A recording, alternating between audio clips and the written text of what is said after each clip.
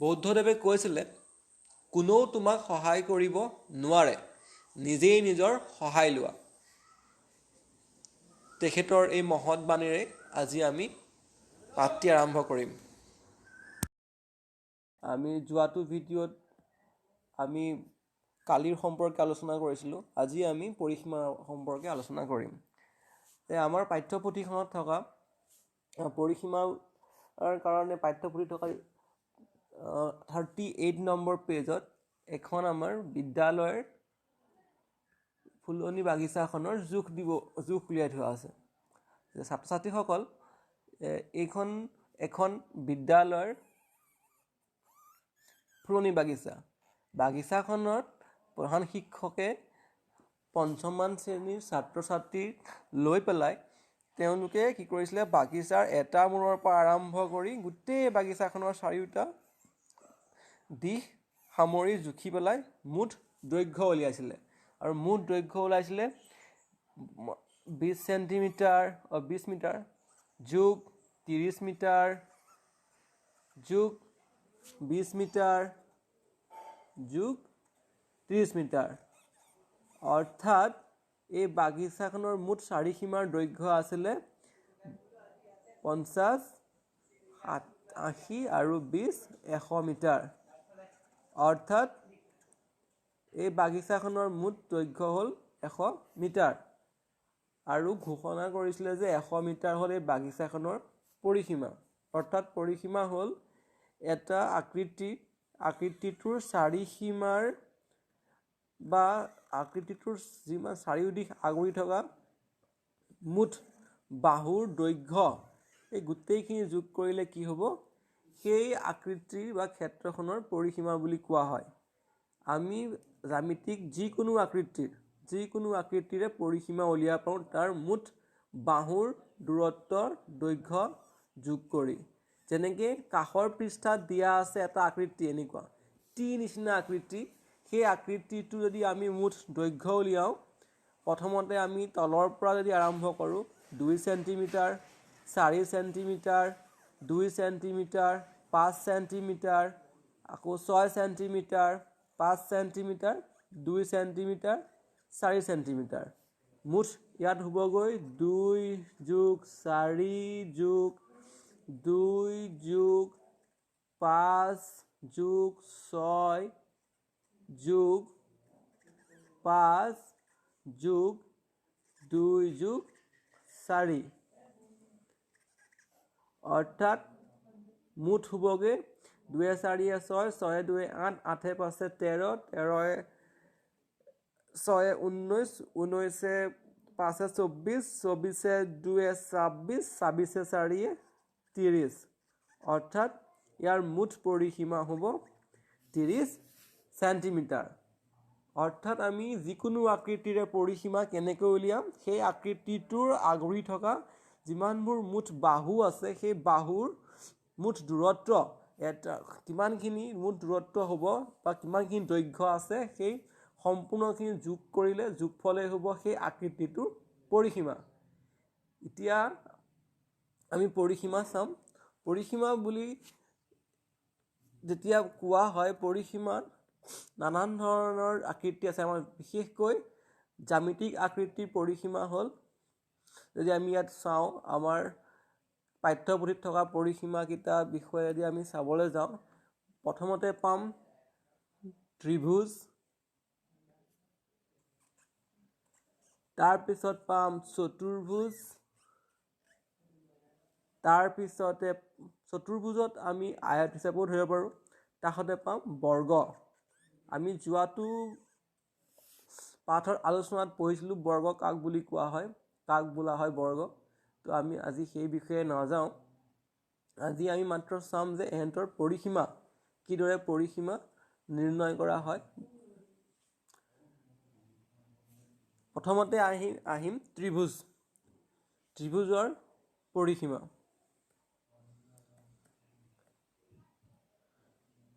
তোমালোকৰ পাঠত 41 নম্বৰ পৃষ্ঠাত কিছুমান ত্ৰিভুজ অঁকা আছে, চোৱাচোন। ত্ৰিভুজটোৰ প্ৰথম ত্ৰিভুজ অঁকা আছে, সেই ত্ৰিভুজটোৰ মাপ দিয়া আছে, তিনিডাল বাহুৰে মাপ দিয়া আছে।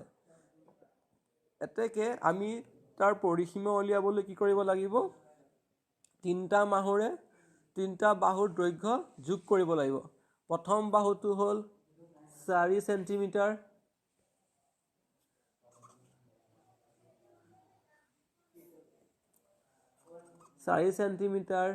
যোগ দ্বিতীয় বাহুটো 5 চেণ্টিমিটাৰ যোগ তৃতীয় বাহুটো 5 চেণ্টিমিটাৰ।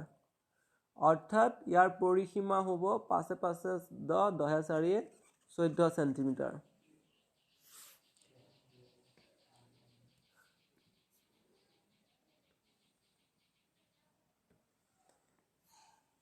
ইয়াৰ মুঠ পৰিসীমা হ'ব 14 চেণ্টিমিটাৰ, কাৰণ 4 চেণ্টিমিটাৰ, 5 চেণ্টিমিটাৰ আৰু 5 চেণ্টিমিটাৰ।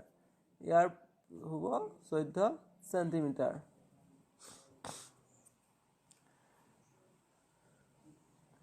ইয়াৰ পিছৰটো যদি চাবলৈ যাওঁ, আমাৰ পিছৰ যিটো থাকিব, পিছৰ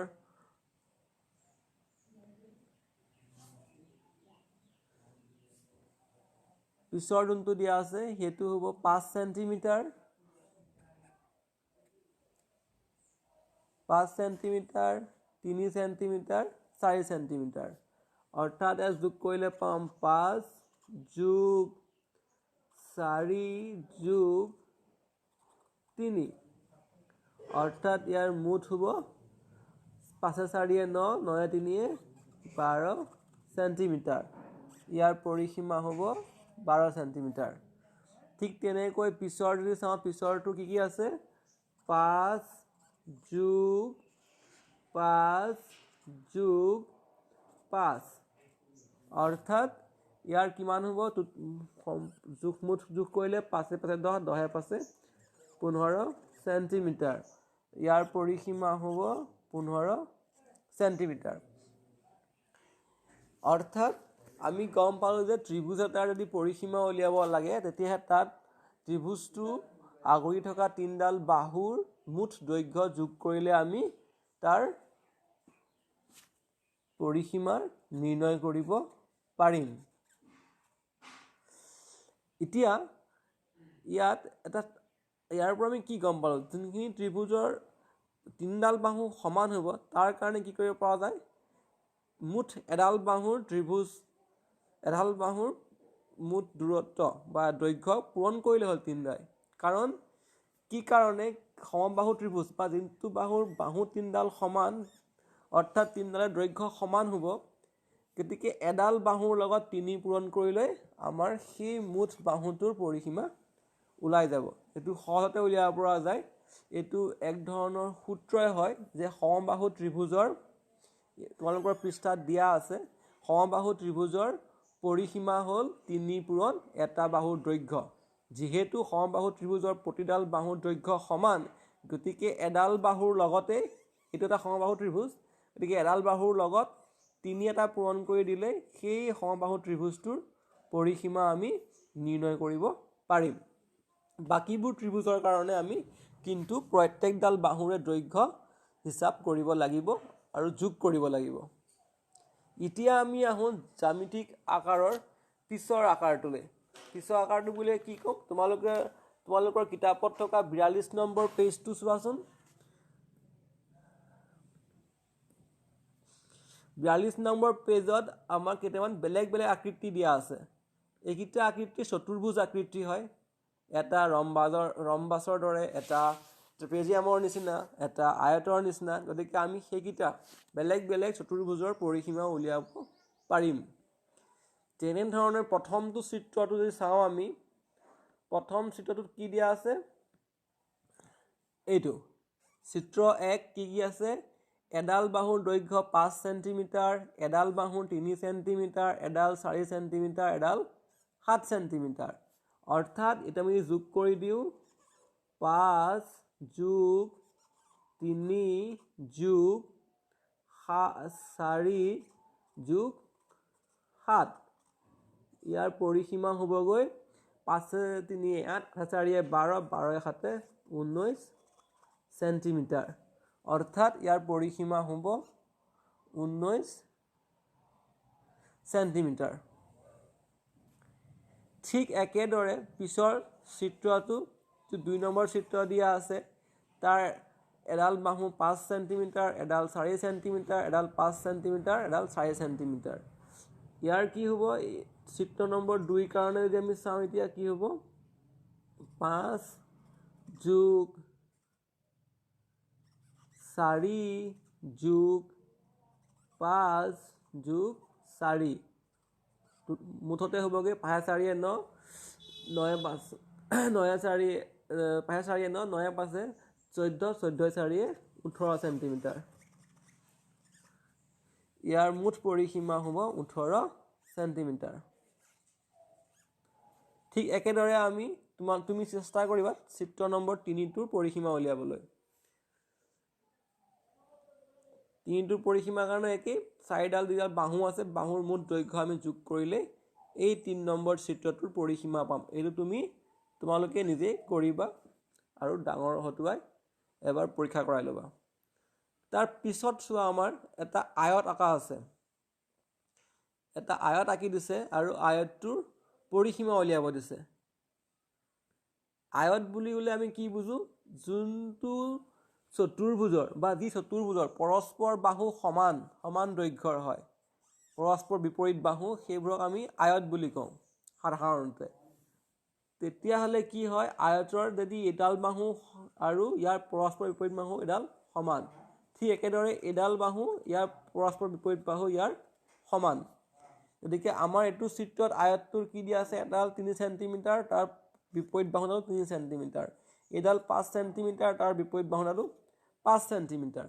এতিয়া যে আমি ইয়াৰ পৰিসীমা উলিয়াওঁ কি হ'ব, 5 সেণ্টিমিটাৰ যোগ 3 সেণ্টিমিটাৰ যোগ 5 সেণ্টিমিটাৰ যোগ 3 সেণ্টিমিটাৰ, অৰ্থাৎ 5 3 8, 8 5 13, 13 3 16 সেণ্টিমিটাৰ। ইয়াৰ পৰিসীমা হ'ব 16 সেণ্টিমিটাৰ। ইয়াৰ পৰা আমি বুজিলোঁ, পৰিসীমাটো উলিয়ালোঁ, কিন্তু আমি এটা কথা বুজি পালোঁ যে ইয়াৰ যিহেতু আয়তৰ বিপৰীত বাহুবোৰ সমান সমান হয়, এতেকে কি কৰিছে, তিনি দুটা আছে, ইয়াৰ 3 দুটা আছে আৰু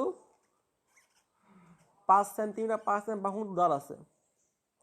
অৰ্থাৎ কি কৰিব পাৰোঁ আমি, যে 2 পূৰণ তাৰ এডাল বাহু আৰু যোগ ইডাল বাহু, পৰস্পৰ সমান বাহু কিডাল নহয়, পৰস্পৰ ইডাল সমান বাহু নহয়, তাৰ সিহঁতৰ এডাল এডাল বাহুৰ যোগ 3 যোগ 5 ল'লোঁ আৰু তাক 2ৰে পূৰণ কৰিলে 3 5 8, 8 2 16। অৰ্থাৎ ইয়াৰ পৰা দেখা গৈছে যে আয়ত এটা যদি পৰস্পৰ বিপৰীত বাহু, অৰ্থাৎ দীঘে দীঘে তাৰ বাহুডালৰ ল'লোঁ আৰু পথালিয়ে থকা বাহুটোৰ মান ল'লোঁ। তাৰ পৰা কি কৰিব পাৰিলোঁ, সেইকেইটা মান যোগ কৰি 2ৰে পূৰণ কৰি দিলে আমি আয়ত এটাৰ পৰিসীমা পাম। অৰ্থাৎ আমি এইটোৰ পৰা এইটোৱে ক'ব পাৰিম যে এটা আয়তৰ পৰিসীমা কি হ'ব,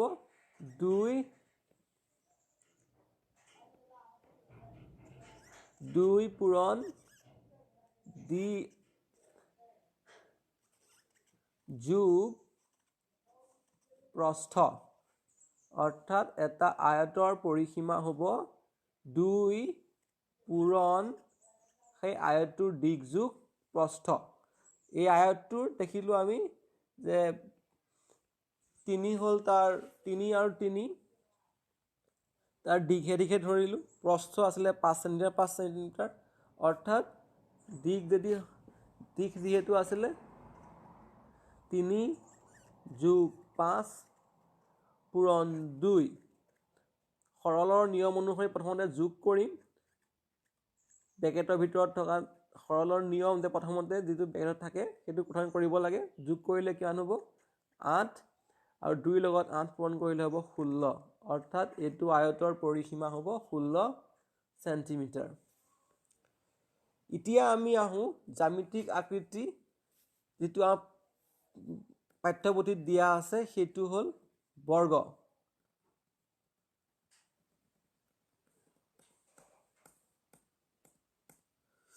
বৰ্গৰ বিষয়ে আমি চাওঁ আহা।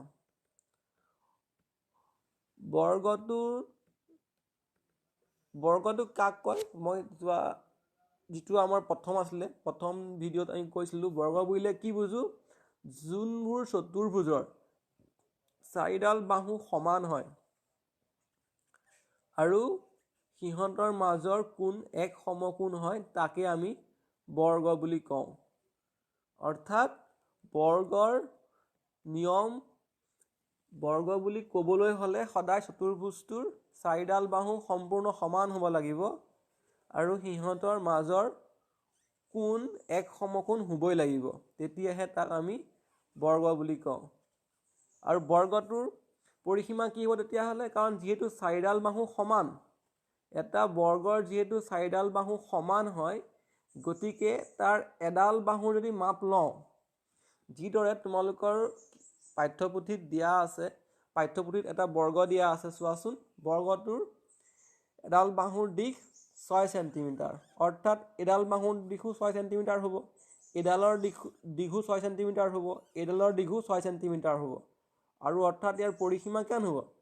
6 যোগ 6 যোগ 6 যোগ 6, অৰ্থাৎ 6 6 12, 12 6 18, 18 6 24 চেণ্টিমিটাৰ।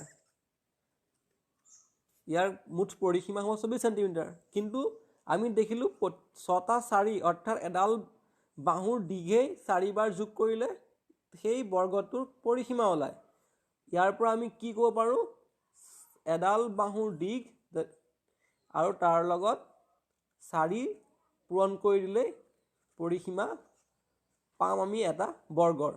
অৰ্থাৎ ইয়াৰ পৰা এটা সূত্ৰৰ সৃষ্টি কৰিব পাৰি যে বৰ্গৰ পৰিসীমা 4 পূৰণ বৰ্গটোৰ এটা বাহুৰ দীঘ।